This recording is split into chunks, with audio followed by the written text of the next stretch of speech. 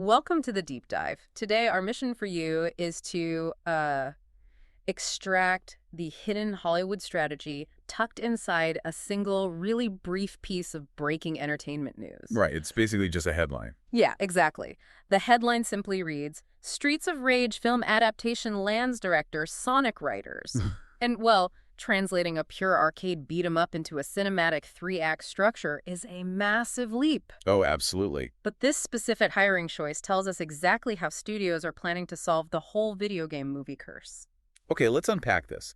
Because taking a property like Streets of Rage is a totally unique structural challenge. It really is. I mean, we're talking about a classic 90s Sega game where the entire lore consists of three ex-cops walking to the right. Just walking to the right and, suplexing syndicate goons. Right. And eating roast chicken they find hidden inside oil drums. The IP gives you a fantastic, gritty, neon-soaked aesthetic, but it gives you absolutely zero narrative engine to drive a 2-hour film. Yeah, not at all. You can't just rely on nostalgia, right? You have to invent the ghost in the machine. What's fascinating here is how that specific gap changes the job description for the screenwriter. I mean, you aren't just adapting a plot. You are reverse engineering a world. Reverse engineering. I like that. Yeah, because when a studio looks at an arcade game today, they don't see a story. They see a highly recognizable brand with a built-in fan base.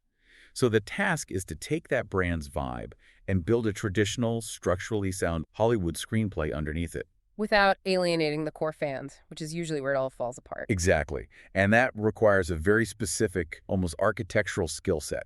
You have to invent character arcs and emotional stakes from scratch while, making it feel like it was part of the game all along. Which perfectly explains why they didn't just hire like an up-and-coming indie writer, but specifically targeted the team behind the Sonic the Hedgehog movies. Right. They went for the proven fixers. But here's where it gets really interesting, and I have to push back on whether this tested blueprint actually works universally. Oh, how do you mean? Well, sure, Sonic was a massive box office hit. But Sonic worked because a talking cartoon hedgehog naturally fits into a quirky, family-friendly buddy comedy. That's a fair point. Streets of Rage is a violent, street-level brawler. Does plugging the Sonic writers into this really signal success, or is Hollywood just lazily applying a one-size-fits-all Band-Aid to completely different genres? It's a great question. But if we connect this to the bigger picture, it's not about forcing the family-friendly tone of Sonic onto a gritty brawler. Okay, so what is it about? It's about replicating their underlying structural methodology. Think about the Sonic blueprint. Those writers took a character whose only motivation was running fast and collecting rings. Yeah, pretty thin motivation. Right.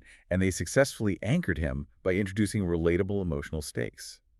Specifically, the isolation of being an outsider looking for a family. Oh, wow, I see what you're saying. Yeah, so for Streets of Rage, the studio isn't asking for physical comedy.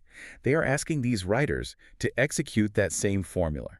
Take a one-dimensional avatar, say, Axel Stone punching a syndicate boss, and give him a universal emotional anchor. So they really are just hiring fixers. Yes, fixers who know exactly how to build a bridge between a thin game mechanic and a mainstream, character-driven movie structure.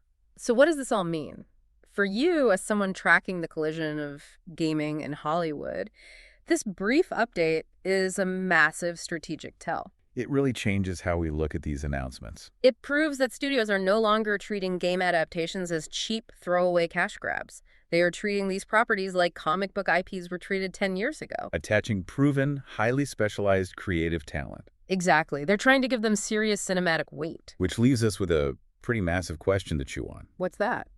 Well, if the exact same writers who cracked the code for Sonic are now the ones entrusted with translating the totally different universe as Streets of Rage, could Hollywood be quietly relying on a tiny, centralized group of writers to control the entire future of video game adaptations? And if so, do all our favorite gaming universes run the risk of eventually feeling exactly the same on the big screen?